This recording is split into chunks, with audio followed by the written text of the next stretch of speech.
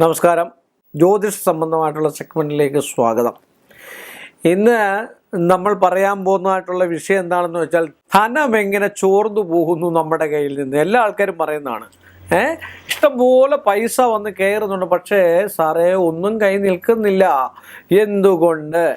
എന്തുകൊണ്ടാണ് പൈസ കയ്യിൽ നിൽക്കാത്തത്? അത്യാവശ്യത്തിന് ചിലവാക്കിയേ പറ്റുള്ളൂ, ഇല്ലാതിരിക്കാൻ പറ്റത്തില്ല. പറ്റുമോ? നമുക്ക് എല്ലാവർക്കും പൈസ ധനം വരുവാണെങ്കിൽ 100 രൂപ കിട്ടിക്കഴിഞ്ഞാൽ അപ്പോൾ അമിതമായിട്ട് പോകുന്നത് എന്തുണ്ട്? 100 രൂപയ്ക്ക് 150 രൂപ പോകുന്നു. ഒരാടെ നിന്ന് 500 രൂപ കടം മേടിച്ചതിന് ശേഷം അത് നഷ്ടപ്പെട്ടു പോകുന്നു. എന്തുകൊണ്ടാണ്?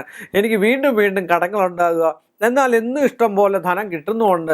അത് എന്തുകൊണ്ടാണ് ധനം ചോർന്നു പോകുന്നത്? അതൊരു ഒരു പ്രധാനപ്പെട്ട ഘടകമല്ലേ? അതിൻ്റെ കാരണം നമ്മൾ നോക്കിക്കഴിഞ്ഞാൽ ഓരോ ഗൃഹത്തിനും അതിൻ്റേതായിട്ടുള്ള വാതിലുകളും കാര്യങ്ങളും ഒക്കെ ഉണ്ട്.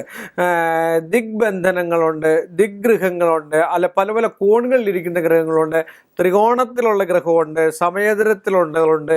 അപ്പോൾ ഇതിനെല്ലാം ഏതായാലും 4 ദിക്കുകളേ ഉള്ളൂ.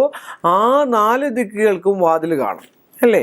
എല്ലാ വാതിലും അതിൻ്റേതായിട്ടുള്ള പ്രാധാന്യമുണ്ട്. ഒരു ഗൃഹത്തിന് തെക്കോട്ടുള്ള വാതിൽ ഏറ്റവും അത്യുത്തമമാണെന്നാണ് പറയുന്നത്. തെക്കോട്ടുള്ള വാതിൽ അതുപോലെ തന്നെ കുബേരനിരിക്കുന്നത് കന്നിമൂല സംബന്ധമായിട്ടാണ്. തെക്ക് വടക്കോട്ട് ദിശാവസ്ഥയിലാണ് ധനം ഇരിക്കുന്നത്. അവിടെ ധനം കുറേ വന്നു ചേർന്നാൽ മാത്രം മതിയോ? കുബേരൻ അവിടെ ഇരിപ്പിക്കൊണ്ട് നമ്മുടെ കന്നിമൂലയൊക്കെ ശരിയാണ്. നമ്മൾ തെക്ക് വടക്കോട്ടാണ് അലമാരി വെച്ചിരിക്കുന്നത്, ആ ഭാഗത്തോട്ടാണ് അലമാരി നമ്മൾ വലിക്കുന്നത്, അതിൻ്റെ മുഖം ഇരിക്കുന്നത്. അങ്ങനെയാണ്. അപ്പം കുറേ കാശിങ്ങോട്ട് കയറി വന്നാൽ മാത്രം മതിയോ? ഇപ്പോൾ എനിക്കൊരു 50 ലക്ഷം രൂപ കിട്ടി. ഞാൻ 50 ലക്ഷം രൂപയുടെ ഒരു സാധനം വാങ്ങി 10 സെക്കൻഡിലൂടെ നഷ്ടപ്പെട്ടു പോവുകയാണെങ്കിൽ എനിക്ക് കിട്ടിയിട്ട് വല്ല പറയാനുണ്ടോ? അല്ലെങ്കിൽ 50 ലക്ഷം രൂപ നഷ്ടപ്പെട്ടു പോകുക, അല്ലെങ്കിൽ രോഗത്തിന് ചിലവാക്കുക, അല്ലെങ്കിൽ മറ്റു കാര്യത്തിന് ചിലവാക്കുക, പോലീസ് സംബന്ധമായിട്ട് ചിലവാക്കുക, അല്ലെങ്കിൽ കോടതി കൊടുക്കുക, അല്ലെങ്കിൽ മറ്റൊരാൾക്ക് കൊടുക്കുക. ഇങ്ങനെ വരുമ്പോൾ ധനം നഷ്ടപ്പെട്ടു പോവുകയാണ്. അതിൻ്റെ പ്രധാനപ്പെട്ട വിഷയം നമ്മുടേതായിട്ട് കുടുംബത്തിൽ, അല്ലെങ്കിൽ ഭൂമിയിൽ, അല്ലെങ്കിൽ നമ്മൾ ബിസിനസ് സ്ഥാപനത്തിൽ, അല്ലെങ്കിൽ ഗൃഹത്തിൽ പടിഞ്ഞാട്ടുള്ള വാതിലാണ് ഇത് പ്രധാന കാരണം. പടിഞ്ഞാട്ടത്തെ വാതിൽ നമ്മൾ സൂക്ഷിച്ചും വ്യക്തതയോടും വെച്ച് കണ്ടില്ല എങ്കിൽ അടുത്തുള്ള ഗൃഹത്തിന് ഏത് രീതിയിലാണ് വാതിൽ ഉണ്ടതെന്ന് ശ്രദ്ധിക്കാതെ വെക്കുകയോ, അല്ലെങ്കിൽ അതിലൂടെ വേദം ഉണ്ടാകുകയോ, മരണച്ചുറ്റ് രീതിയിലുള്ള വിഷയത്തിൽ വരുമ്പോൾ, ആ ചുറ്റളവ് സംബന്ധമായിട്ടുള്ള വിഷയം വരുമ്പം പടിഞ്ഞാട്ടുള്ള വാതിലിനോ എന്തെങ്കിലും ദോഷമോ ദുരിതമോ ഉണ്ടെങ്കിൽ ഐശ്വര്യം പോലും അവിടെ ഉണ്ടായില്ല. എത്ര ധനം കിട്ടിയാലും ഇങ്ങനെ പൊക്കോണ്ടേയിരിക്കും. ഒന്നീ രോഗത്തിന് പൊക്കോണ്ടിരിക്കുക, അല്ലെ അടുത്ത വേറൊരു കാര്യത്തിന് വേണ്ടി പൊക്കോണ്ടിരിക്കുക. അവിടെ സമ്പാദ്യമാണ് നമ്മൾ ധനധാന്യങ്ങൾ. പഴയ കാലത്ത് പറയത്തില്ലേ, നെല്ല് നമ്മൾ 10 നിറച്ചിടുക. ഇപ്പം ചിങ്ങമാസം വരെ നിറപുത്തരി വരിക. എന്തിനാണ് നിറപുത്തരി ആഘോഷിക്കുന്നത്? കാര്യം ഒരു വർഷത്തെ കർക്കിടക മാസത്തെ പഞ്ഞമാസം എന്നല്ലേ പറയുക. അപ്പോൾ ആ കർക്കിടക മാസത്തിൽ എന്താണ്, ശരീരത്തിന് പോലും ദുർബലതയുള്ളതും കൂട്ടുകൾ, ആയുർവേദ ഔഷധങ്ങളൊക്കെ കഴിച്ച് നമ്മുടെ ശരീരത്തെ ഒരു വർഷത്തേക്ക് പാകപ്പെടുത്തിയെടുക്കുക എന്നാണ് പറയുക.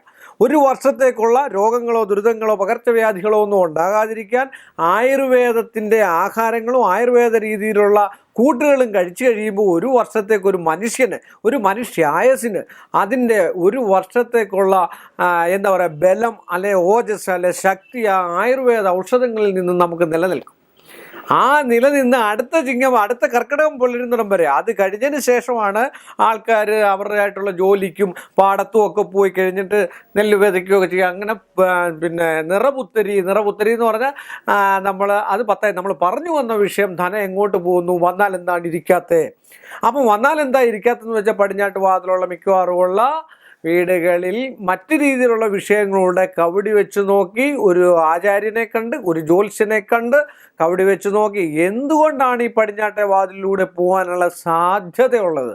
അപ്പോൾ പടിഞ്ഞാട്ടെ വാതിൽ കൂടെ എന്തെങ്കിലും ഒരു സാധനം ഇങ്ങനെ പൊക്കോണ്ടേ ഇരിക്കുകയാണ്, നമ്മൾ എന്ത് ചെയ്യും? അവിടെ അടയ്ക്കണം, അല്ലേ?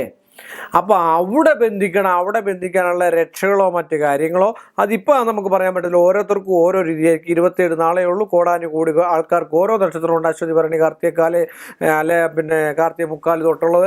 ഈ നക്ഷത്രങ്ങളൊക്കെ ഒരുപാട് ആൾക്കാരൊക്കെ ഉണ്ട്. ഈ നക്ഷത്രങ്ങളും വീടും വീട്ടുപേരും കുടുംബമൊക്കെ വെച്ചിട്ട് കുടുംബമായിട്ട് പ്രശ്നം വെച്ച് നോക്കിയിട്ട് 2ാം ഭാവത്തിൽ എന്തൊക്കെ ഗ്രഹങ്ങൾ നിൽക്കുന്നോ ആ ഗ്രഹത്തിനുള്ള ദോഷവും ഈ പടിഞ്ഞാട്ടത്തെ വാസ്തു സംബന്ധമായിട്ടുള്ള വിഷയം കൂടെ മാറ്റിക്കഴിയുമ്പോൾ 100% 100 രൂപ കിട്ടിയാൽ അവിടെ ഇരിക്കും. ഒരു രോഗവും വരത്തില്ല. അപ്പം രോഗം വരത്തില്ല, ദോഷങ്ങളൊന്നും ഉണ്ടാകത്തില്ല, ഐശ്വര്യവും സമ്പൽ സമൃദ്ധിയും ഉണ്ടാകുമെന്നാണ് എൻ്റെ അഭിപ്രായമല്ല, ആചാര്യന്മാരുടെ അഭിപ്രായം. എല്ലാവർക്കും ഇത് ഇഷ്ടപ്പെട്ടു എന്ന് കരുതിക്കൊണ്ട് ഈ ഒരു എപ്പിസോഡ് ഇവിടെ പൂർണ്ണമാവുന്നു. നമസ്കാരം. കൂടുതൽ വാർത്തകളും വീഡിയോകളും കാണാൻ ഈ ചാനൽ സബ്സ്ക്രൈബ് ചെയ്യുക.